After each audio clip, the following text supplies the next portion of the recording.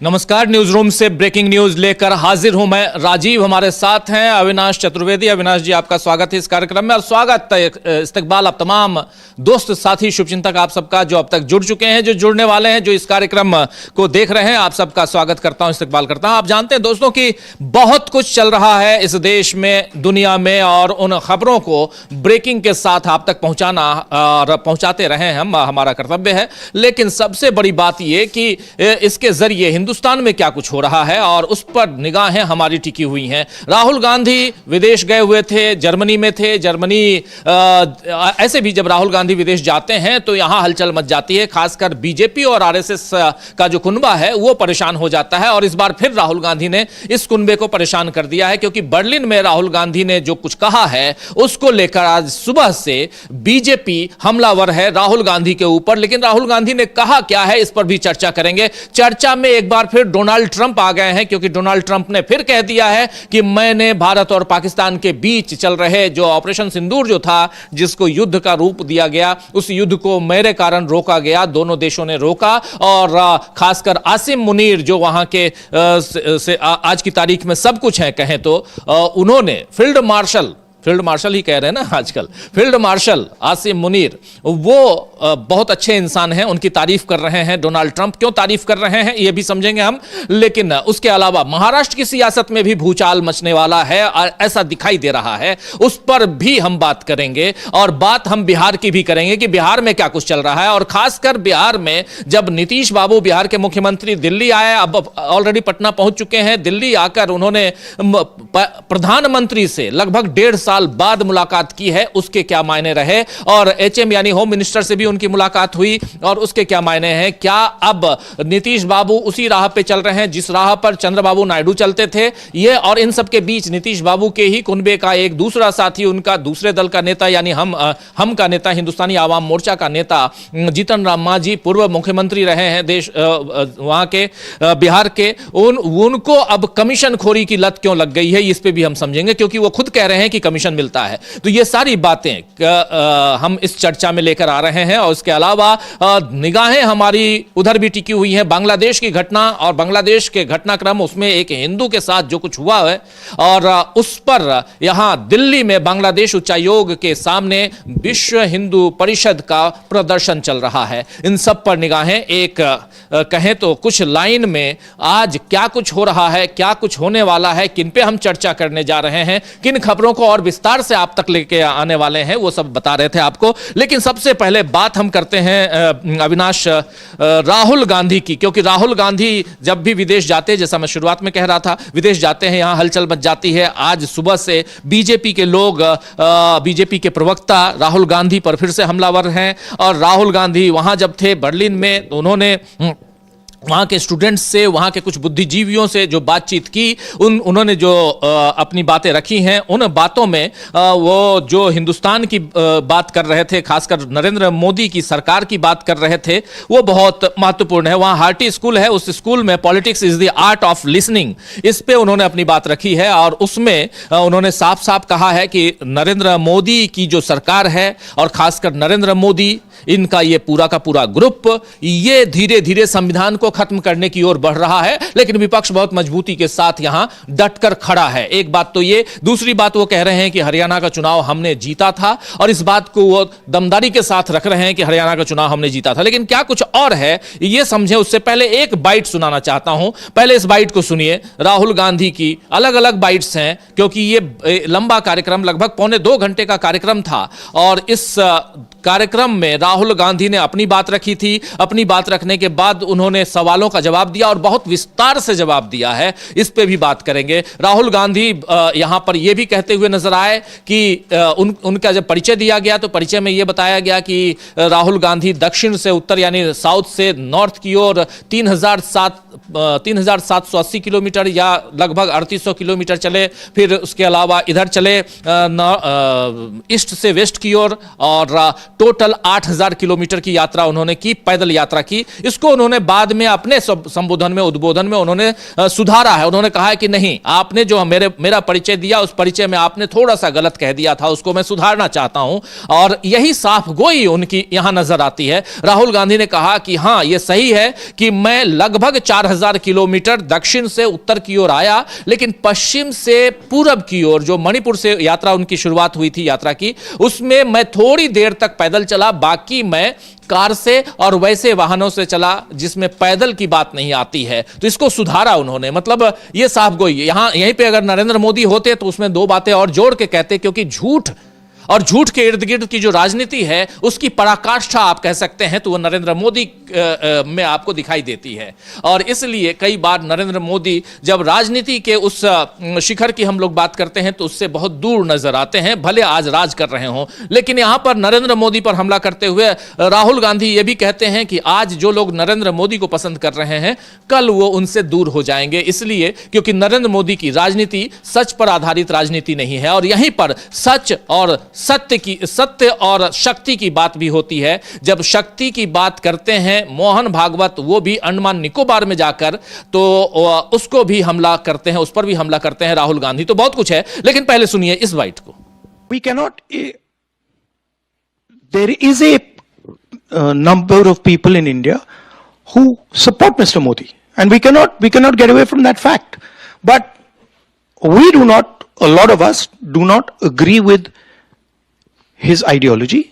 We do not agree with the vision of India that he has. We think that the vision will fail. We think that the vision has tremendous problems, will create massive tension in India, will make Indian people fight with each other. So we will fight it, right? And it's a clash between two visions of India.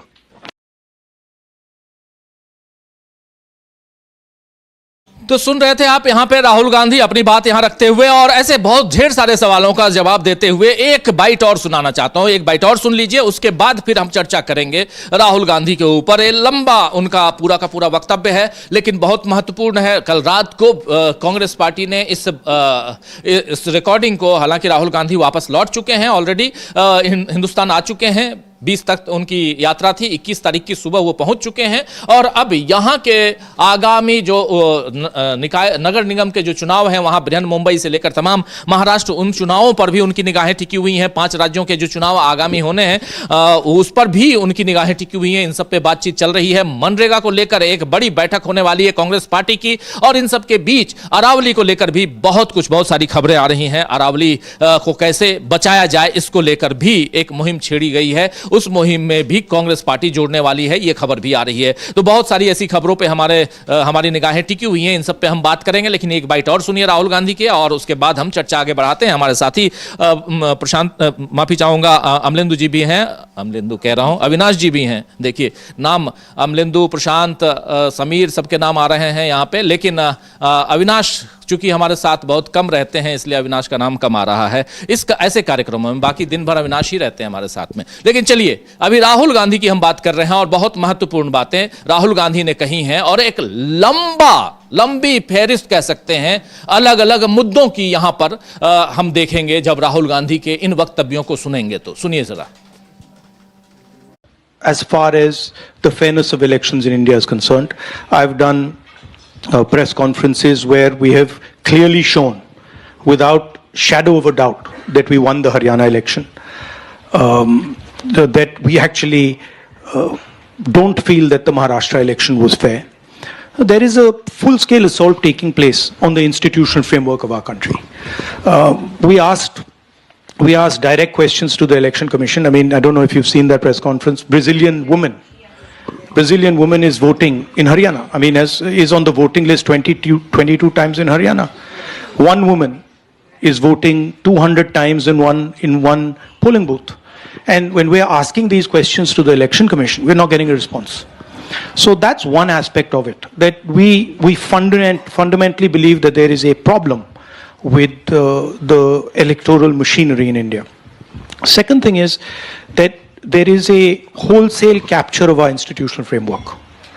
When you look at our intelligence agencies, you look at the CBI, you look at the ED, they've been weaponized. Look at the number of cases that the ED and the CBI have against BJP people. You'll find the answer zero, right? And look at the number of cases they have against people who oppose them, and you'll find that pretty much most of them are political cases. And so there is a weaponization of the institutional framework. There's a capture of the institutional framework. If you're a large businessman and you try to support the Congress party, you're threatened. The ED, the CBI, these people land up. So there is an atmosphere in India where the institutions are not performing the role that they should be performing. From our perspective, Congress perspective, we helped build the institutional framework. So we never viewed it as our own institutional framework. We viewed it as the institutional framework of the country. That's not how the BJP sees it. The BJP views the institutional framework of India as belonging to them. And so they use it as a tool for building political power. Look at just look at the तो सुन रहे थे आप यहाँ Rahul Gandhi ED से लेकर तमाम मसलों पे चुनाव आयोग पे बात कर रहे थे, यही तो था। और राहुल गांधी लगातार हमलावर रहे भी हैं अविनाश इसमें। नहीं, बिल्कुल, जो ईडी का जो मुद्दा है जिसको लेकर राहुल गांधी बोल रहे हैं कि तमाम जो संस्थान हैं उन पर सरकार ने पूरी तरीके से अपना नियंत्रण स्थापित कर लिया है। जैसे ईडी और सीबीआई को मामले को लेकर वो बोले कि जितने भी केस चल रहे हैं वो सारे के सारे केस विपक्ष के नेताओं पर ही आपको दिखाई देंगे। बोले बीजेपी का एक भी नेता यदि वो बीजेपी में शामिल है उसके खिलाफ कोई भी केस अब तक सीबीआई या ईडी ने दर्ज नहीं किया है। पुराने मामले हैं, लेकिन वो पुराने मामले तब के हैं जब वो नेता विपक्ष में होते थे, मतलब कांग्रेस में या दूसरी ऐसी राजनीतिक दल में थे जो बीजेपी का विरोधी था। लेकिन बीजेपी के किसी भी नेता पर आज तक ईडी ने कोई छापा नहीं मारा है, सारे के सारे मामले वही है। और दूसरी बात राहुल गांधी ने बोली है कि जो आज की तारीख में जो पैसा है वो पैसा पूरा का पूरा बीजेपी के पास में। अगर कोई भी उद्योगपति धोखे से विपक्ष के पार्टियों को चंदा देता है तो उसके खिलाफ तुरंत ही ईडी और सीबीआई एक्शन में आ जाती है, उन पर छापे डाले जाते हैं, उनको धमकाया जाता है कि आप विपक्ष को कोई चंदा नहीं देंगे। और यही आप देखें कि जो भी चंदे की निकलती है चुनाव आयोग की तरफ से, जो घोषणा की जाती है कि किस राजनीतिक दल को कितना चंदा मिला है, तो 90% चंदा हम देखते हैं कि बीजेपी को मिला हुआ है। आज की तारीख में जो अभी सामने आया है कि कांग्रेस के अकाउंट में सिर्फ 53 करोड़ रुपए हैं, जबकि बीजेपी के अकाउंट में 6000 करोड़ से ज़्यादा रुपए डला हुआ है। तो आप खुद सोच सकते हैं, जबकि इससे पहले जब कांग्रेस की सरकार होती थी और तमाम राज्यों में भी कांग्रेस की सरकार होती थी, केंद्र और राज्यों को मिलाकर, जबकि बीजेपी की 2-3 राज्यों में सरकार बहुत मुश्किल से हो पाती थी, तब भी हम देखते थे कि कांग्रेस को जो चंदा मिलता था उसका लगभग आधा चंदा बीजेपी के खाते में भी होता था। लेकिन आज स्थितियां बिल्कुल अलग हैं, क्योंकि तब ईडी और सीबीआई इस तरीके के छापे नहीं डालते थे कि भाई आपने बीजेपी के डर का माहौल नहीं था। यानी कल को हमारे ऊपर ईडी सीबीआई के छापे पड़ जाएंगे, आईटी के छापे पड़ जाएंगे, ये डर नहीं था। और ये कहा जा रहा है, जैसे कह भी रहे हैं राहुल गांधी, कि आज की तारीख में हमको अगर कोई चंदा देता है तो इसका मतलब है कि उसके यहां छापा पड़ जाएगा। और ईडी और सीबीआई को, ऐसे जांच एजेंसियों को राहुल गांधी सीधा सीधा उस पर आरोप लगाते हुए, हमला करते हुए नजर आ रहे हैं। और जिस समय ये बात कर रहे थे 2 दिन पहले, उसी समय ईडी ने इनके खिलाफ एक याचिका दायर कर दी हाईकोर्ट में। और हाईकोर्ट ने, दिल्ली हाईकोर्ट ने, ये वही मामला है नेशनल हेराल्ड का मामला, जिस पे ऑलरेडी ये केस ही खारिज कर चुका है लोअर कोर्ट, और उसके बाद इसको लेकर ईडी पहुंच चुका है वहां हाई कोर्ट में। लेकिन आज ईडी के हवाले से एक खबर दूसरी छपी है अखबारों में। वो खबर है कि ईडी के जो चीफ हैं उन्होंने कहा है कि हम लोगों ने पिछले सालों में पॉलिटिकल जो केसेस हैं उस पर ज्यादा फोकस किया है, जबकि हमारा फोकस होना चाहिए था कि कोई मनी लॉन्ड्रिंग हो रही है, कोई ऐसे केसेस हैं जो नॉर्मल नेचुरल केसेस हैं, इसलिए उन केसेस पे ही फोकस कीजिए और ऐसे केसेस पे ज्यादा ध्यान देने की जरूरत नहीं है, ज्यादा वक्त गुजारने की जरूरत नहीं है। ऐसी खबर आज छपी है अखबारों में। अब पता नहीं खबर छपवाई गई है, हमारे अखबार में तो नहीं छपी है, लेकिन बाकी जगहों पे छपवाई गई है। ईडी की थोड़ी सी सुविधा जो है, ईडी का इंप्रेशन थोड़ा सा बढ़ाया जाए उसके लिए, या कुछ और है, क्योंकि राहुल गांधी और विपक्ष का पूरा कुनबा जो है वो लगातार हमलावर है अविनाश ईडी के ऊपर। और जब ये बात कर रहे हैं ईडी सीबीआई आईटी इन सब की बात कर रहे हैं, तब इनके पास, यानी कि राहुल गांधी सोनिया गांधी के नाम से अगर नोटिस जारी करवाता है ईडी, तो इसका मतलब है कि कहीं ना कहीं दाल में कुछ काला है, ये साफ नजर आता है। और ऐसे में चुनाव आयोग के ऊपर भी इन्होंने सीधा सीधा हमला बोला है। चुनाव आयोग में देखा आपने, कह दिया कि बर्लिन का नाम लिया कि बर्लिन की मॉडल जो है, सॉरी ब्राजील की मॉडल, बर्लिन में खुद है, ब्राजील की जो मॉडल है वो एक नहीं 22 जगह उसकी फोटो है। अभी ये कह रहे थे राहुल गांधी, तो ये बात अपने देश में ही नहीं, राहुल गांधी विदेश जाकर भी जो इंडियन डायस्पोरा है या ऐसे स्टूडेंट्स है, बुद्धिजीवी है, उन सबके बीच भी वो बात रखते हैं कि हाँ, जो मैं यहां कहता हूं वही वहां कहता हूं, जो वहां कहता हूं वही यहां कहता हूं, मैं साफ गोई पसंद इंसान हूं और साफ साफ अपनी बातें रखता हूं, ये साफ दिखाई दे रहा है। लेकिन चुनाव आयोग पे जो हमला है वो विदेशों में कितना असर डालेगा और हिंदुस्तान के चुनाव आयोग पर इसका क्या फर्क पड़ सकता है?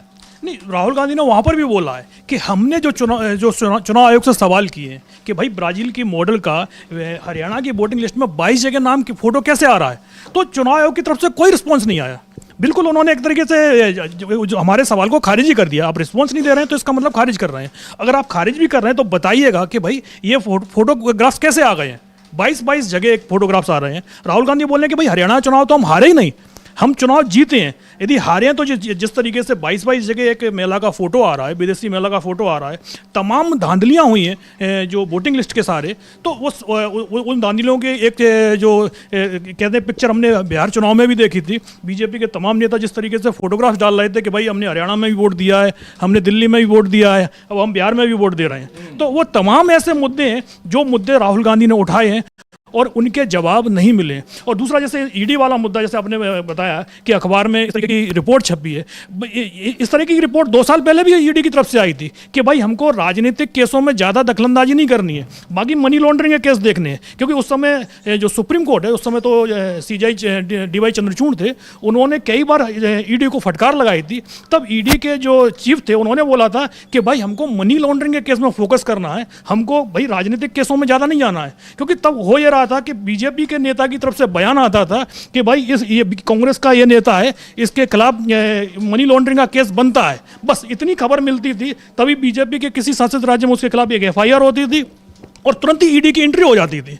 तो तमाम ऐसे उस समय जो केस सामने आ रहे थे, उसको लेकर जब फटकार पड़ी तब ईडी की तरफ से कहा गया था कि भाई हमको राजनीतिक केसों में नहीं फंसना है। लेकिन 2 साल बाद अगर वही बयान ईडी के चीफ को फिर देना पड़ रहा है, तो ये साफ साफ दिखाई दे रहा है कि भाई 2 साल में ईडी के अंदर कुछ भी नहीं बदला है और ये जो बयान है बाजी हैं वो सिर्फ खाना पूर्ति हैं और उसके बाद होना वही है जो सरकार चाह रही है। बिल्कुल सही कह रहे हैं, होना वही है जो सरकार चाह रही है। क्योंकि अगर पॉलिटिकल केसेस में ही ईडी को ज्यादा फंसे रहना है, काम ज्यादा उसी पे फोकस उसी पे रखना है, तो जो ओरिजिनल क्राइम्स हो रहे हैं उन क्राइम्स पर कौन ध्यान देगा?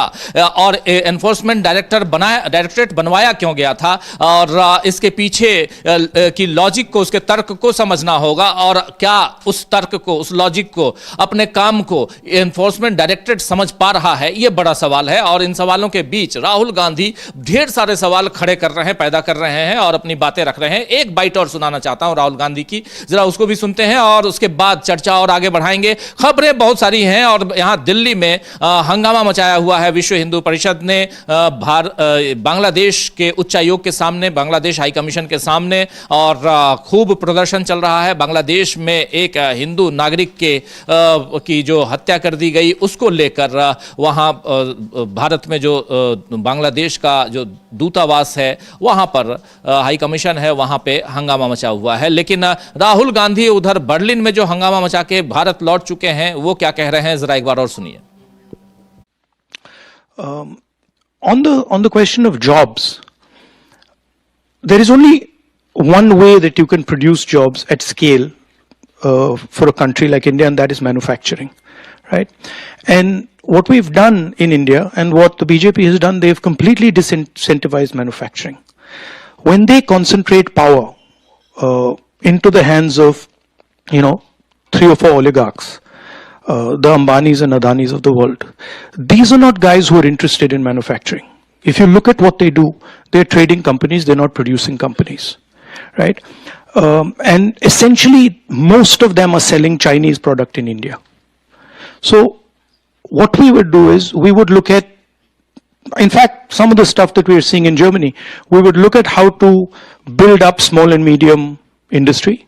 We would look at how to create jobs in agriculture and jobs in the connection between agriculture and the rest of the economy, a cold chain, food processing, and then we would look seriously at manufacturing, and we would realign our GST, for example, which today is completely anti-producer and pro-consumer. We would try and realign some of those structures.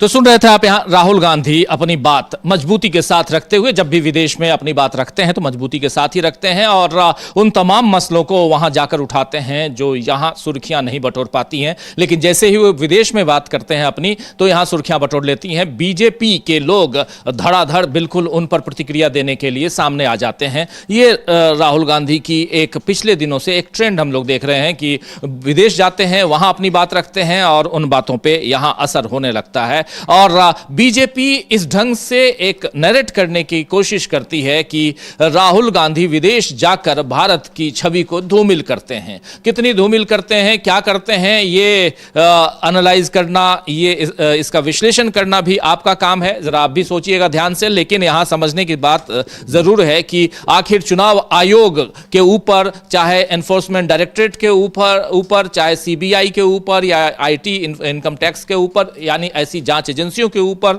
जो भी राहुल गांधी ने कहा है, फिर political parties की बात करें तो नरेंद्र मोदी के ऊपर राहुल गांधी ने जितने आरोप लगाया, और खासकर इसी मसले पे भी, और इस हार्टी स्कूल में जो इन्होंने अपना भाषण दिया है उसमें भी उन्होंने कहा है कि नरेंद्र मोदी और उनकी सरकार धीरे धीरे संविधान को खत्म करने की ओर अग्रसर है। इसके क्या मायने हैं अगर देखा जाए तो सबसे बड़ी बात यहां पे कि कैसे कानूनों को बदला जा रहा है, कानूनों को खत्म किया जा रहा है। उसमें सबसे बड़ा कानून मनरेगा था, उसको कैसे खत्म कर दिया गया। मनरेगा को रिप्लेस करके दूसरा कानून लाया गया, लेकिन क्या वो कानून मनरेगा की तरह ही है या कुछ और है, इसको भी बहुत ज्यादा गहराई से देखने समझने की जरूरत है। और इसीलिए राहुल गांधी जो बात यहां रख रहे हैं, क्या कुछ कह रहे हैं राहुल गांधी और अविनाश? हाँ, राहुल गांधी ने तमाम मुद्दे उठाए हैं। सबसे बड़ी बात उन्होंने ये बोली है कि भारत एक राज्यों का संघ है और इसमें सभी की राय के अनुसार ही काम होता है। लेकिन जो राज्यों के संघ की जगह लगता है बीजेपी ने उसको राष्ट्रीय स्वयंसेवक संघ समझ लिया है, और इसीलिए आरएसएस की राय जो होती है बस खाली उसी का सम्मान होता है और बाकी का किसी से भी राय मशवरा लेने की ज़रूरत नहीं होती है। जिस तरीके से अभी संसद का सत्र समाप्त हुआ है उसमें बीजेपी की तरफ से जो बिल लेके आए गए, जिनकी चर्चा हुई, शुरुआत में संसद सत्र शुरू होता है तो उससे पहले सरकार सर्वदलीय बैठक बुलाती है और उस बैठक में बताया जाता है कि भाई इन बिलों पर हम लेके आएंगे, इन पर चर्चाएं होंगी। तो उनमें से तमाम बिल तो आए नहीं, लेकिन जिनके बारे में बताया नहीं गया वो बिल जरूर लेके आए गए। जिस तरीके से मनरेगा को खत्म करने का बिल लेके आया गया, अचानक ही वो बिल आता है और आप मनरेगा को ही खत्म कर देते हैं। सरकार की तरफ से कहा जाता है कि नहीं, हमने उसमें सुधार किया है, लेकिन आपने क्या सुधार किया है कि भाई पहले राज्यों का हिस्सा जो 10% था, कुछ मामलों में 25% था, लेकिन मैक्सिमम मामलों में 10% का हिस्सा था, लेकिन उसको आप बढ़ाकर 40% कर देते हैं। भाई राज्यों की जो स्थिति इस समय, आप जीएसटी लेके आए, जीएसटी में जिस तरीके से राज्यों का जो हिस्सेदारी थी वो पूरी की पूरी केंद्र के पास चली जाती है। उसके बाद केंद्र अपने हिसाब से वापस पैसे देता है, लेकिन तमाम राज्यों में हम देखते हैं कि उनका लाखों करोड़ों रुपए केंद्र के पास अभी भी बकाया बचा हुआ है। तो आप एक तो पैसा रोक लिया आपने पूरा, राज्यों की स्थिति पहले से ही खराब है, और अब आपने जो मनरेगा खत्म करके जिस तरीके से आप जीराम जी बिल लेके आए हैं, जो कानून बन गया है, अब उसमें आपने 40% हिस्सेदारी भी कर दी है। राज्य 40% दे नहीं पाएंगे तो जाहिर सी बात है कि उनको जो केंद्र सरकार का जो अंशदान है वो भी नहीं मिलेगा। तो धीमे धीमे करके जो कांग्रेस की तरफ से कहा जा रहा था कि भाई आप 11 साल से पहले आप मनरेगा को कमजोर कर रहे थे, और अब जब आपको लगा कि इसको खत्म ही नहीं किया जा सकता क्योंकि जो एक तरीके से ग्रामीण अर्थव्यवस्था की वो रीढ़ बन चुका है, तो आप उसकी जगह एक नया बिल लेके आते हैं और मनरेगा को अब लगभग एक तरीके से अब तो खत्म हो ही गया, नाम ही बदल गया है, योजना पूरी बदल गई है, और अब जो नई योजना आई है उसके सारे धीरे धीरे करके ग्रामीण अर्थव्यवस्था की रीढ़ पूरी तरीके से तोड़ने का जो प्लान चल रहा है उसको लेकर तमाम सवाल उठाए हैं राहुल गांधी ने। और वही अब जो आगे भी आएगा, अभी के जो बजट सत्र भी आने वाला है उनमें भी सरकार की जो मनमानी है से, क्योंकि जो राय तो विपक्ष की ली ही नहीं जा रही है किसी भी मुद्दे को लेकर। आप देख लीजिएगा तमाम जो मुद्दे आए हैं, आप रात भर से सदन चला लेते हैं, लेकिन जब आप पॉल्यूशन के मुद्दे पर चर्चा की बात मान लेते हैं और उसके बाद अचानक ही सदन का मालूम पड़ता है कि आपने निश्चित काल के लिए स्थगित कर दिया है, तो आप विपक्ष से कभी भी कोई राय लेने के लिए तैयार नहीं है, आप सिर्फ मनमानी कर रहे हैं और उसका नुकसान जो है वो आम लोगों को ही उठाना पड़ रहा है। बिल्कुल बिल्कुल सही कह रहे हैं आप कि उसका नुकसान आम जनता को उठाना पड़ रहा है, क्योंकि आप मनमानी कर रहे हैं। ये मनमानी यहां साफ दिखाई दे रही है और राहुल गांधी इन्हीं मनमानियों का जिक्र यहां पे कर रहे हैं, बहुत महत्वपूर्ण। और राहुल गांधी ने भारत के लोकतंत्र पर क्या कुछ कहा है, जरा उसको भी सुन लेते हैं। राहुल गांधी देश में लोकतंत्र और लोकतंत्र को बचाने की मुहिम में कैसे विपक्ष खड़ा है, इन सब पे अपनी चर्चा, अपनी बात रख रहे हैं। सुनिए जरा। Indian democracy is actually a global public good. It's not just an Indian asset, it's a global asset. You imagine when I'm talking about attack on the Indian democratic system, I don't say it, but it's actually an attack not just on the Indian democratic system, it's an attack on the global democratic system. Because if you were to remove India as a democracy, if you were to remove 1.5 billion people from the democratic side, that's a huge dent on global democracy. So that's why I say that it's very important for Indian people, especially, to ensure that they protect this really valuable resource. तो सुन रहे थे आप यहाँ पे Indian democratic system क्या है और क्या हो गया है, इसकी बात यहाँ कर रहे हैं राहुल गांधी। राहुल गांधी यहाँ साफ साफ आरोप लगा रहे हैं जो सत्ता पक्ष अभी है उस पर कि कैसे इस सिस्टम को धीरे धीरे खत्म करने की ओर ये सत्ता पक्ष में बैठे हुए लोग कर रहे हैं, और ये बातें यहाँ दिखाई दे रही हैं, इन पे चर्चा कर रहे हैं। डेमोक्रेटिक सिस्टम में जो बात अभी आप कह रहे थे अविनाश की, चाहे वो लोकसभा हो या विधानसभाएं हो, उसमें भी उस सिस्टम को लागू किया गया था। संवैधानिक तौर पर उसे मजबूत रखने की जो जिम्मेदारी है, वो जिम्मेदारियां होती हैं वहां के प्रमुखों की, जो जनता के द्वारा चुन के आते हैं। लेकिन अगर वही वहां पर उसे खोखला करने, कमजोर करने की कोशिश करेंगे तो फिर यह सिस्टम धीरे धीरे ध्वस्त हो जाएगा, और उसी सिस्टम की बात यहां राहुल गांधी कर रहे हैं। लेकिन राहुल गांधी इसके आगे भी बहुत सारी बातें करते हैं। एक बाइट और सुनाना चाहता हूं राहुल गांधी की, उस बाइट को सुनिए। और उधर एक खबर यह भी आप जानते हैं कि उत्तर प्रदेश में विधानसभा की कार्यवाही चल रही है, और उसमें कफ सिरप को लेकर काफी चर्चा है। और कफ सिरप के मामले पे कल जो वहां के मुख्यमंत्री हैं आदित्यनाथ योगी, वो समाजवादी पार्टी को घेर रहे थे, नमूना का जिक्र कर रहे थे। नमूने में कह रहे थे कि दो नमूने हैं, एक दिल्ली में बैठा हुआ है जो जब देखो तब विदेश चला जाता है। अब उस नमूने में वो किसकी बात कर रहे थे, प्रधानमंत्री नरेंद्र मोदी की बात कर रहे थे या राहुल गांधी की बात कर रहे थे, क्योंकि उन्होंने अपनी तरफ से कोई नाम नहीं लिया। और जब अखिलेश यादव ने कहा कि प्रधानमंत्री मोदी की बात कर रहे हैं तो इस पर कोई जवाब भी नहीं आया है, यानी कि उन्होंने स्वीकार कर लिया है कि वो मोदी की ही बात कर रहे थे।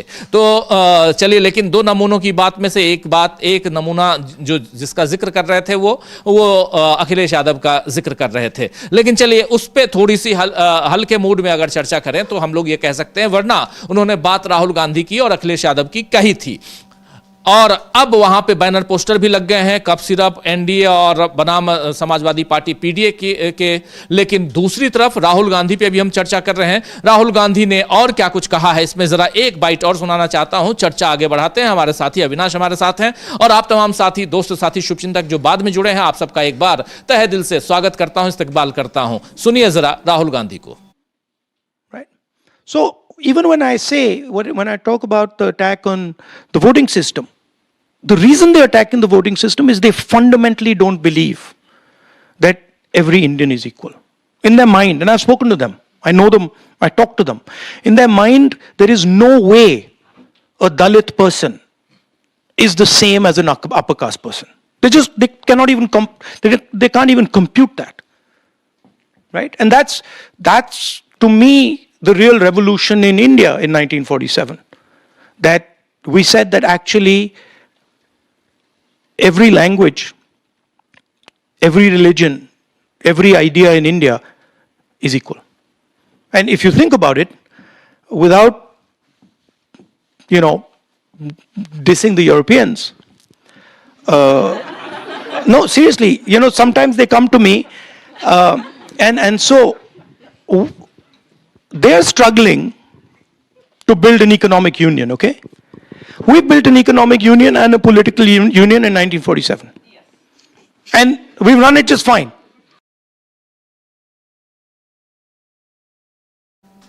तो सुन लिया आपने, यहाँ पे थोड़ा सा कटाक्ष करते हुए भी, चुटकी लेते हुए इन्होंने कहा कि यूरोपियन यूनियन की बात करें, यूरोप के लोगों की बात करें तो आज भी वो इकोनॉमिकली अपने पूरे एक यूनियन बनाने की तरफ अग्रसर हैं, उसके लिए मेहनत कर रहे हैं। लेकिन जो काम हम लोगों ने आज से पॉलिटिकल यूनियन और इकोनॉमिक यूनियन ऑलरेडी 1947 में आजादी के साथ हमने बना लिया था, लेकिन इसमें सबसे बड़ी बात जो थी वो वहां धार्मिक स्वतंत्रता की बात थी, वहां पर बात यानी भारत में जात पात की स्वतंत्रता की बात थी, दलितों अल्पसंख्यकों सबकी बात यहां राहुल गांधी कर रहे हैं और बहुत साफ गोई के साथ बात कर रहे हैं।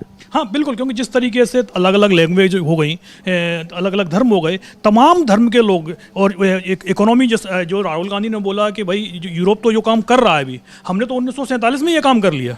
1947 में जब देश आज़ाद हुआ तो उसके साथ ही तमाम जो धर्म है, चाहे लैंग्वेज हो, चाहे जो विविधता है, वो पूरी भारत में एकजुटता दिखाई दी है। और कोई भी विचार हो वो सबके विचारों की स्वतंत्रता इस देश में दी गई है। तो जो काम यूरोप आज कर रहा है वो काम तो हम 70-75 साल पहले ही कर चुके हैं।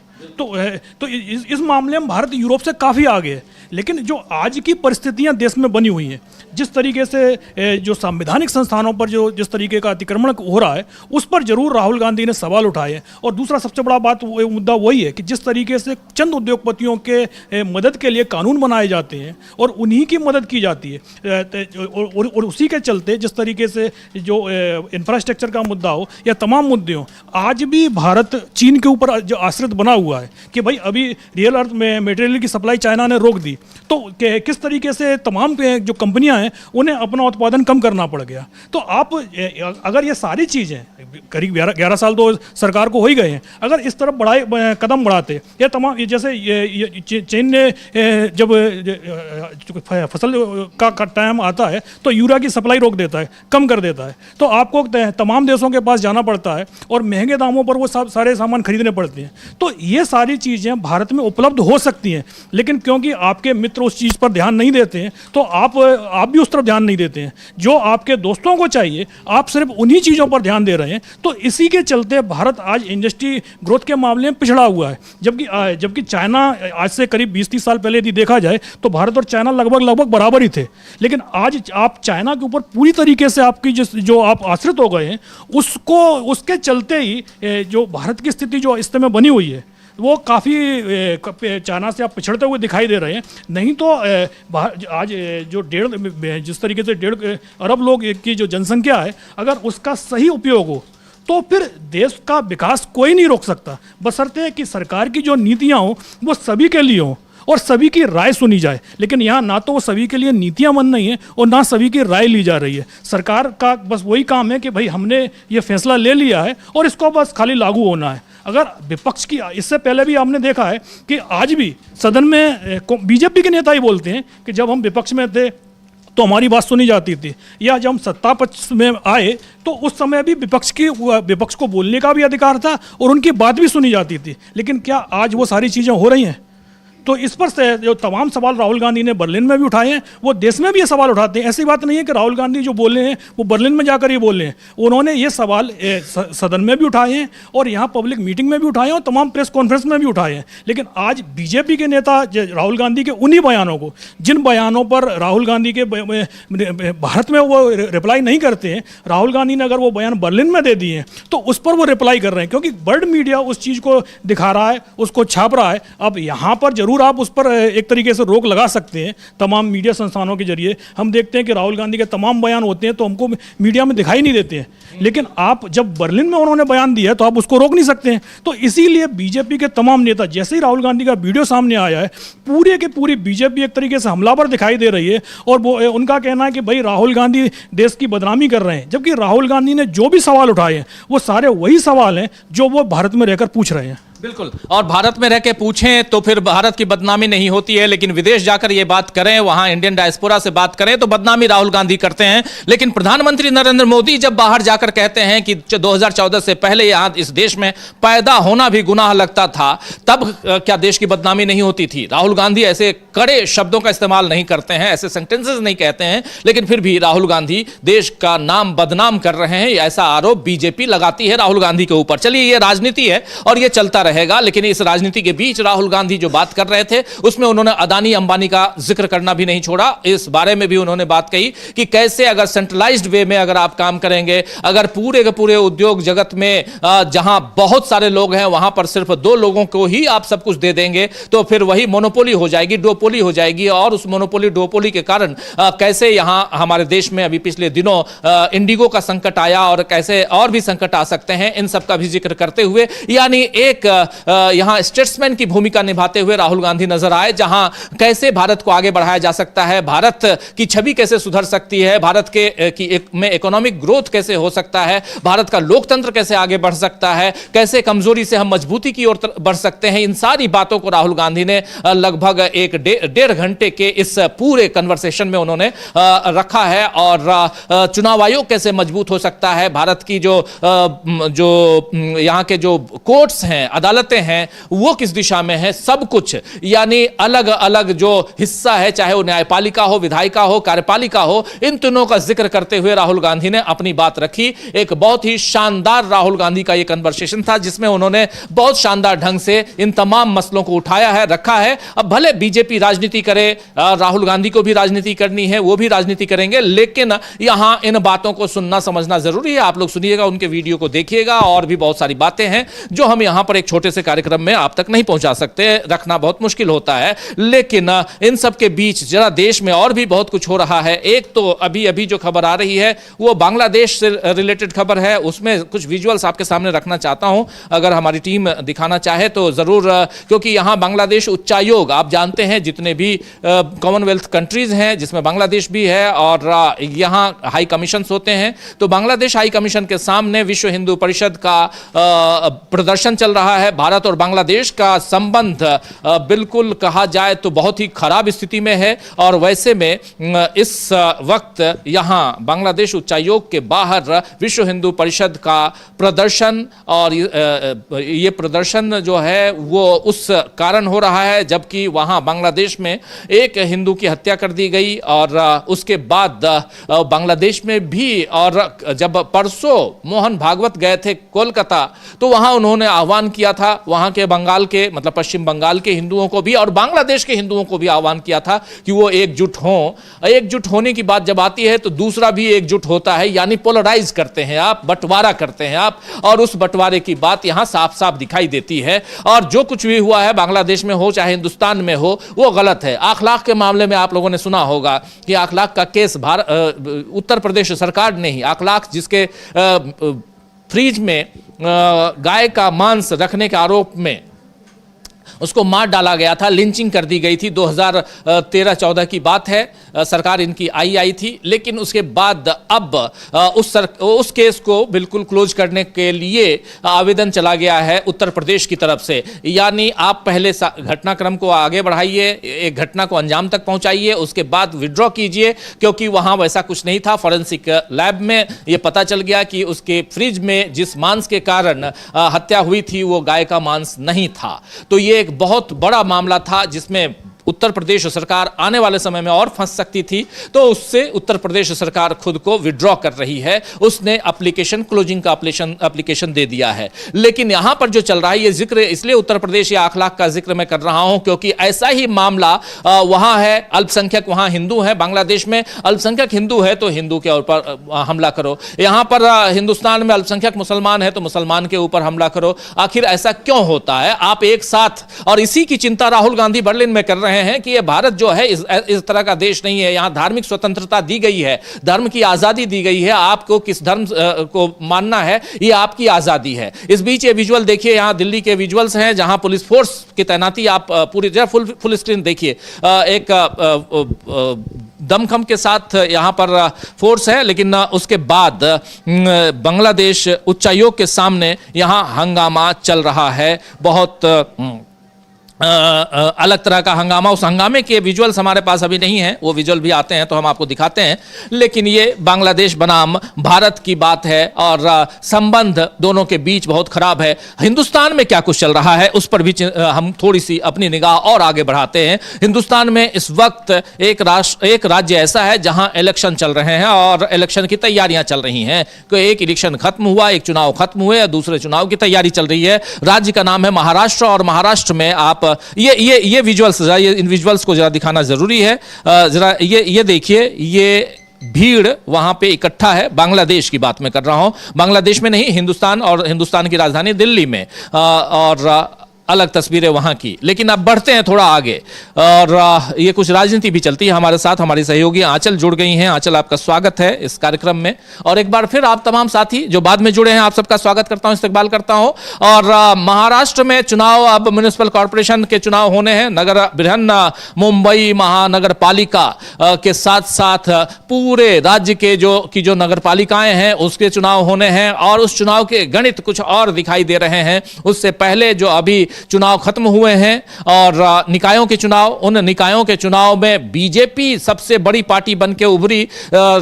महायुति जो है वो कुनबा मजबूती के साथ दिखा। लेकिन अब आने वाले चुनावों में गणित कुछ अलग बैठता हुआ दिखाई दे रहा है। तिकड़में होती हैं राजनीति में, सियासत में। अगर आप गोटियां यहां से वहां से यहां ना बैठाएं तो फिर आप राजनीति नहीं कर पाएंगे, ऐसा कहा जाता है, राजनेता ऐसे ही कहते हैं। लेकिन इन सब के बीच राहुल गांधी की बातचीत हुई है, ये भी बताइए। उसके बाद उधर अजीत पवार किसी और से बातचीत कर रहे हैं, वो क्या कुछ चल रहा है, वहां की सियासत में क्या चल रहा है आंचल? जी राजीव जी, मैं आपको बता दूं कि अभी जो निकाय के चुनाव हुए थे और जो नतीजे आए हैं वहां से निकलकर महायुति को बम्पर जीत तो मिल गई, लेकिन उसके बाद जो सवाल खड़े हो रहे हैं नतीजों को लेकर, विपक्ष तो हैरान है ही, लेकिन शिंदे गुट की बात करें और अजीत पवार की बात करें तो वो भी हैरान है। उनको भी हैरानी हो रही है कि ऐसे नतीजे कैसे आ सकते हैं, क्योंकि नतीजे तो बीजेपी के पक्ष में आए, निकाय चुनाव के। जी बिल्कुल, निकाय चुनाव के नतीजे तो बीजेपी के पक्ष में आए, लेकिन एक हैरानी की बात जो शिंदे के लिए और अजीत पवार के लिए हो गई, क्योंकि नतीजे सामने आने के बाद अजीत पवार और शिंदे दोनों ही गुट तक कमजोर पड़ते दिखाई दे रहे हैं, क्योंकि बीजेपी नंबर 1 की पार्टी बनकर सामने आई है और बीजेपी ने इस चुनाव में कहीं ना कहीं शिंदे के गढ़, मतलब थाने की बात करें तो थाने में तो एकदम सेंधमारी कर दी और उसी को हरा दिया, शिंदे को, जो उनका गढ़ माना जाता था कितने सालों से। कुछ जगह जहां फ्रेंडली फाइट्स थी वहां पर भी बीजेपी ने जीत हासिल। उसके बाद से लगातार बिखराव जो है दिखाई दे रहा है। शिंदे जो है नाराज दिखाई दे रहे हैं लगातार। उससे पहले भी कई बार खबरें ऐसी आई थी कि शिंदे नाराज है और अब अजीत पवार भी नाराज दिखाई दे रहे हैं। और यही वजह है कि अब खबर ये भी आ रही है कि अजीत पवार ने कांग्रेस नेता सतेज पाटिल से बात की है, फोन किया, सामने से खुद जाकर फोन किया सतेज पाटिल को, और उन्होंने गठबंधन का प्रस्ताव रखा है कि आगे जो पुणे नगर निगम चुनाव होंगे उसमें हम आपसे गठबंधन करना चाहते हैं। लेकिन कांग्रेस की तरफ से ये कहा गया है फिलहाल के लिए कि अभी हम पार्टी के नेतृत्व से बात करेंगे और उसके बाद आगे इस पर फैसला किया। बहुत बड़ी खबर आप बता रही हैं कि अजीत पवार ने कांग्रेस से संपर्क साधा है, ये खासकर पुणे के लिए। लेकिन सतीश, क्या नाम बता रही हैं आप?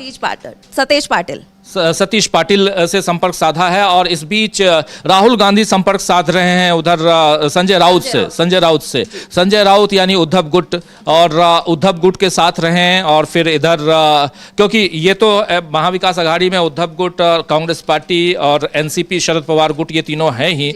और लगातार कहा जा रहा है कि अजीत पवार चाहते हैं कि शरद पवार के साथ आ जाएं और दोनों के बीच तालमेल नहीं बैठने का कारण भी माना जा सकता है कि उस कारण भी अब अजीत पवार शायद कांग्रेस के साथ आना चाहते हों, कांग्रेस के जरिए इस कुनबे में आना चाहते हों, ये भी हो सकता है। जी बिल्कुल हो सकता है। और पिछले काफी वक्त से देखा भी जा रहा है कि अजीत पवार लगातार कांग्रेस को लेकर, अगर कांग्रेस की बात करें, चाहे उनके चाचा शरद पवार की भी बात करें, तो पिछले काफी वक्त से ऐसी खबरें भी आ रही हैं और देखा भी जा रहा है साफ साफ कि किस तरीके से नरम रुख वो दिखा रहे हैं अपने चाचा को लेकर, कांग्रेस को लेकर। और अब तो इन जो खबरें थी इन पर मोहर खुद उन्होंने लगा दिया, क्योंकि उन्होंने कांग्रेस के नेता को सतेज पाटिल को फोन किया, सामने से प्रस्ताव रखा है कि हम गठबंधन करना चाहते हैं।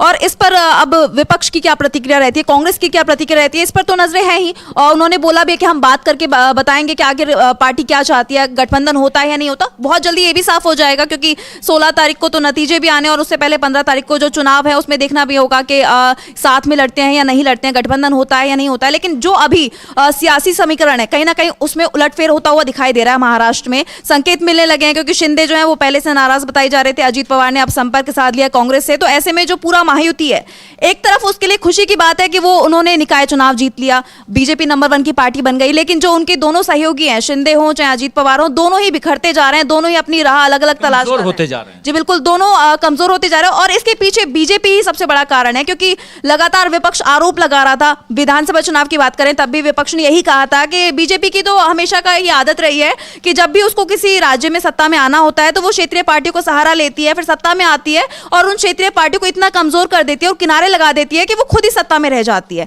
तो वही अब कहीं ना कहीं होता भी दिखाई दे रहा है, क्योंकि जिस तरीके से सत्ता में आई, शिंदे के दम पर आई, शिंदे की योजना थी लाडली बहन योजना, उसके दम पर बीजेपी सत्ता में आती है महाराष्ट्र में, और अब शिंदे को खुद कमजोर कर दिया गया, उसके गढ़ में सेंधमारी कर दी गई, वहां पर उसको हरा दिया गया और अब ऐसे में साफ दिखाई दे रहा है कि शिंदे जो है कमजोर पड़ते हुए दिखाई दे रहे हैं, क्योंकि वो अपना गढ़ जो है वही हार गए हैं। तो उसके बाद उनके पास बचता क्या है आखिर आगे के लिए? तो ऐसे में ये साफ साफ मोहर लगा दी गई इस बात पर, बीजेपी की इस बात पर, कि बीजेपी वाकई में अपने सहयोगियों को कमजोर करती है। और यही चीज हमें बिहार में भी देखने को मिली थी। अगर देखा जाए तो बिहार विधानसभा चुनाव के नतीजों के बाद साफ देखा गया था कि उन्होंने नीतीश कुमार को भी कमजोर कर दिया, उन पर दबाव बनाया जा रहा है लगातार, और अब वही चीज महाराष्ट्र में भी हम साफ साफ देख ही रहे हैं। बिहार का आप जिक्र कर रही थी, बहुत अच्छा जिक्र किया। वो खबर मैं शुरुआत में बता भी रहा था कि वहाँ मांझी साहब जो हैं वो बिल्कुल परेशान नज़र आ रहे हैं और कह रहे हैं कि पहले तो उन्होंने कहा कि कैसे हमने वोटों की चोरी कराई, वो साफ साफ अब हमारे तमाम साथी जानते भी हैं। और दूसरा वो कह रहे हैं कि कमीशन भी हमको जो चाहे वो MP लेड की या MLA लेड से जो वहाँ से जो पैसे आते हैं उसमें हम लोगों का कमीशन तो बंधा रहता है और शायद ठीक ठाक कमीशन उनको मिला भी है। तो ये जानकारी बार बार दे रहे हैं, यानी ये माना जाए साफ साफ कि कहीं न कहीं वो भी यहाँ विद्रोह के मूड में हैं मांझी, क्योंकि मांझी को सीट चाहिए, एटलीस्ट एक, हाँ, राज्यसभा की एक सीट चाहिए और नीतीश कुमार को पैकेज चाहिए। तो वहाँ भी बहुत अच्छी स्थिति नज़र नहीं आती है। सरकार चलेगी, हम सरकार गिराने वाले नहीं हैं, सरकार गिराने का काम किसी और का है, वो लोग करें, लेकिन हाँ इतना है कि जो कुछ चल रहा है उन खबरों को दोस्तों हम आप तक पहुँचाते हैं। कई लोग होते हैं कि आज सुबह सुबह बैठते हैं और शाम को सरकार गिर जाएगी वो कहने लगते हैं, करने लगते हैं, लेकिन जो खबर है वो खबर आप तक पहुँचाना हमारा काम है। और उन्हीं खबरों में से एक ये खबर भी बार बार आती है कि बिहार में जो चल रहा है, नीतीश बाबू 1.5 साल बाद पहली बार आधिकारिक तौर पर मिल के गए हैं प्रधानमंत्री नरेंद्र मोदी से। इससे पहले नरेंद्र मोदी और प्रधानमंत्री कई बार चुनावी मंचों पे मिले, नरेंद्र मोदी जब वहां पटना गए तब मुलाकात हुई, ये सारी चीजें हुई हैं, लेकिन आधिकारिक तौर पर एक मुख्यमंत्री एक प्रधानमंत्री से मिलता है। ये क्रम टूट जाता है 2024 जून के बाद से। जून में जब तीसरी बार प्रधानमंत्री बनते हैं नरेंद्र मोदी, उसके बाद अब 25 जुलाई, कल 22 जुलाई थी, कल, हाँ 22 दिसंबर था कल, तो 22 दिसंबर को प्रधानमंत्री जो हैं वो मिलते हैं मुख्यमंत्री से। तो ये देखिए कि क्या किस दिशा में वो पूरा का पूरा ये मामला गया है। और अब कह रहे हैं नीतीश बाबू कि मैं यहाँ आया था अपने राज्य के विकास के लिए पैकेज लेने के लिए, और यही बात तो चंद्रबाबू नायडू भी करते हैं। तो और वो भी आते हैं, कुछ पैसे लेके जाते हैं, कुछ पैकेज लेके जाते हैं विकास के नाम पे। तो देखते हैं कि कैसे ये राज्य विकास करते हैं। लेकिन महाराष्ट्र के चुनाव पर निगाहें टिकी हुई हैं और महाराष्ट्र में जो निकाय चुनाव हो गए, पंचायत चुनाव हो गए, अब निगमों के चुनाव हैं और उसमें सबसे बड़ा जो मामला है वो मुंबई, बृहन मुंबई महानगर पालिका का है। और उसमें क्या स्थिति होगी, क्योंकि 2 दशक से यानी 20 साल से कब्जा है वहां पर सीधे सीधे उद्धव गुट का, और अब वो उद्धव गुट क्या इस बार उस कब्जे को बरकरार रखेगा। और ये एक बड़ी वहां पर चुनौती है उद्धव गुट के लिए, क्योंकि उद्धव गुट भी काफी कमजोर हो गया है। अभी जो निकाय चुनाव में हमने देखा कि उसमें ये जो महाविकास आघाड़ी है उसमें नंबर 1 पार्टी बनकर कांग्रेस उभरी है, और एनसीपी, शरद पवार गुट और उद्धव गुट दोनों यहां कमजोर हो गए हैं। दहाई का आंकड़े नहीं छू पाए ये लोग दोनों। जी बिल्कुल, जो आंकड़े थे वो काफी हैरान करने वाले थे, जो नतीजे आए निकाय चुनाव के वो वाकई में हैरान करने वाले थे। लेकिन उद्धव गुट की तरफ से लगातार अपने वो बयान पर अपने कायम है, लगातार वो यही कह रहे हैं कि जो नतीजे आए हैं उसमें चोरी हुई है, वोटों को खरीदा गया है। यहाँ तक कि सामना में तो लेख छापा गया इसको लेकर के 4,000 से लेकर 25,000 रुपए तक में वोट खरीदे गए हैं, इस तरीके के आरोप लगाए जा रहे हैं। उन्होंने बोला है कि अब जो सत्ता रही है वो सत्ता नहीं है, वो पैसों के दम पर जीती जा रही सत्ता है, क्योंकि ये जो वोट है ये जनता के वोट, जैसे बिहार में हुआ, 10-10 हजार रुपए महिलाओं को दिए गए। जी बिल्कुल बिल्कुल मतलब नीतीश कुमार की तरफ से तो ऐलान कर दिया गया कि हम महिलाओं को 10,000 रुपए दे रहे हैं, और साफ विपक्ष ने तो यही कहा था कि हम ये मतलब ये जो नीतीश कुमार है वोट खरीदने का काम कर रहे हैं। और ये बात कहीं ना कहीं मांझी ने जो अब कहा है उससे कबूल भी हो गई है कि मांझी ने जो बोला कि हाँ वोटों में धांधली हुई है, हमने तो करवाई थी, डीएम से फोन पर बात की थी, 2700 वोट दिलवाए थे, लेकिन इस बार हम बात नहीं कर पाए, तो इस बार हमारा कैंडिडेट हार गया। इस तरीके का मतलब कबूल कर लिया उन्होंने, साफ साफ ये कह दिया है कि हाँ वोट जो चुनाव जीते गए हैं, बिहार के हों, चाहे वो महाराष्ट्र के हों, चाहे वो कहीं और कहीं के क्यों हों, लेकिन वहाँ पे हर जगह धांधली हुई है, वोटों की चोरी हुई है, पैसों में वोट खरीदे गए हैं। ये सारे आरोप जो है इन पर मोहर लगा दी जीतन राम मांझी ने। और इसके बाद जीतन राम मांझी बौखलाए हुए भी दिखाई दे रहे हैं बार बार लगातार, क्योंकि बीजेपी लगातार, हो सकता है कि बीजेपी उनकी सुन ना रही हो, इसलिए वो ये खुलासे कर रहे हैं, ऐसा भी सामने आ सकता है। क्योंकि जीतन राम मांझी ये कह रहे हैं कि मुझे राज्यसभा की सीट चाहिए, उसके बाद उन्होंने एक ये भी बोला है कि कमीशन ली जाती है, कमीशन पे ही राजनीति चलती है। इस तरीके के जो बयान है वो बीजेपी पर कई सवाल खड़े करते हैं, चाहे वो बिहार की राजनीति की बात की जाए, चाहे वो महाराष्ट्र की राजनीति की बात की जाए। महाराष्ट्र में भी अभी चुनाव हुए हैं और आगे 15 तारीख को बीएमसी के चुनाव होने हैं, नगर निगम के चुनाव होने हैं। तो ये जो चुनाव है इनमें भी कहीं ना कहीं ये आशंका जताई जा रही है, संभावना जताई जा रही है विपक्ष की तरफ से कि जो नतीजे अब आए हैं हो सकता है वैसे ही बीजेपी के पक्ष में आगे भी आए, क्योंकि जो वोट चोरी अभी हुई है वो आगे भी बीजेपी कर सकती है। एक जो भरोसा था चुनाव आयोग पे, चुनाव की जो पूरी पद्धति है, प्रोसेस है, वो भरोसा कहीं ना कहीं अब जनता भी खो रही है। इसलिए कई लोग कहते भी हैं, हमारे दर्शक साथी कहते हैं, लिखते हैं कई बार कि अब वोट देने से क्या मतलब है। तो वो जो लगातार बातें होती है वो बहुत इंपॉर्टेंट बातें हैं। इसलिए यहां पर ये जब हम चर्चा करते हैं पूरा ओवरऑल इस बात की कि आखिर वोटों की चोरी हो रही है, या राहुल गांधी बर्लिन में कह रहे हैं वोटों की चोरी हो रही है, और कैसे चुनाव आयोग यहां पे काम कर रहा है, और कैसे अभी जो निकाय के चुनाव हुए वहां पर महाराष्ट्र में उस पे आरोप लगाए गए कि वहां भी ईवीएम में गड़बड़ी थी, अगर ईवीएम से चुनाव ना कराकर अगर वहां बैलेट पेपर से चुनाव होते तो रिजल्ट कुछ और आता। लेकिन एक सेफ जोन में बीजेपी दिखाई देती है। इसलिए संसद के अंदर देश के गृह मंत्री अमित शाह कहते हैं कि अगला चुनाव पश्चिम बंगाल का और तमिलनाडु का हम ही जीतेंगे, जबकि दोनों चुनाव बहुत मुश्किल चुनाव है, उसके बाद भी कहते हैं कि हम ही जीतेंगे। इसका मतलब है कि कहीं ना कहीं ये जानते हैं। ऐसे में सवाल खड़े होते हैं राजीव जी कि अगर वो इतने भरोसे से कह रहे हैं तो इसका मतलब उन्होंने पहले सेटिंग कर ली है, मतलब उनका पूरा ये तय मान के चल रहे हैं कि बंगाल में जो चुनाव होंगे वो हम ही जीतने वाले हैं। वो इतने भरोसे के साथ कैसे कह सकते हैं कि हम चुनाव जीतेंगे? क्योंकि हो सकता है कि उन्होंने बात कर ली हो, चुनाव आयोग से उनकी बात हो गई हो, ऐसा भी हो सकता है, क्योंकि विपक्ष तो लगातार कह ही रहा है कि चुनाव आयोग जो है वो बीजेपी के हाथों की कठपुतली है, उन्हीं के कहने पर चलता है चुनाव आयोग, जो बीजेपी कहते हैं वही चुनाव आयोग करता है। और लगातार देखा भी जा रहा है कि किस तरीके से चुनाव आयोग पर राहुल गांधी ने कितने सवाल उठाए, लेकिन उसके लिए सफाई देने के लिए चुनाव आयोग आगे नहीं आया, बीजेपी आगे आई। तो इसके बाद कई सवाल खड़े होते हैं ऐसे कि आखिर चुनाव आयोग के लिए बीजेपी आगे क्यों आ रही है, और बीजेपी आगे आ रही है, और बीजेपी लगातार ये दावे भी कर रही है कि अगर इस राज्य में चुनाव है तो हम जीतेंगे, और आने वाले बाकी राज्यों में भी चुनाव हम जीतेंगे। इस तरीके के दावे अमित शाह की तरफ से किए जा रहे हैं, और वो भी संसद में। तो ये बहुत बड़ा मुद्दा है कि वो किस बेसिस पे ये दावे कर रहे हैं। बिल्कुल, ये बहुत बड़ा मुद्दा है, बिल्कुल है। और इन सब के बीच जब पश्चिम बंगाल की बात करें तो कल ही पश्चिम बंगाल में वहां के सीएम ने कहा है साफ साफ कि ना हम इस चुनाव आयोग को मानते हैं, और ऐसा चुनाव आयोग हमको नहीं चाहिए, और पहले तो हम इस राज्य को, अपने राज्य को सुरक्षित करेंगे, बीजेपी मुक्त करेंगे, और इसके बाद आगे हम दिल्ली से बीजेपी को मुक्त कराएंगे। यानी दिल्ली की सत्ता, दिल्ली मतलब देश की सत्ता पर जो काबिज नरेंद्र मोदी की सरकार है, इससे मुक्त कराएंगे। लेकिन थोड़ा आगे बढ़ते हैं, मैं कहूंगा कि उधर क्या बैनर पोस्टर लगाए गए हैं लखनऊ में, और 2 दिनों से हंगामा मचा हुआ है, और जैसे ही विधानसभा की कार्रवाई वहां शुरू हुई है उसके बाद जरा इसको दिखाई, फुल स्क्रीन ले आइए, फर्क साफ है। यहां पर पीडीए का जो है ये para medical and medical college, P का मतलब, डी का मतलब डेवलपमेंट, ए का मतलब अलायंस, ये कहा गया है। इधर मेदांता पीछे रखा हुआ दिखाई, फोटो हम देख रहे हैं। तो ये पीडीए का फुल फॉर्म समाजवादी पार्टी की तरफ से ये बैनर शायद लगाए गए हैं, और भाजपा के लिए एनडीए, और एनडीए में है national drug defaulter mafia alliance, national drug defaulter mafia alliance, ये बैनर लगाया गया है। वहां पे अवनीश यादव ने लगाया है, पूर्व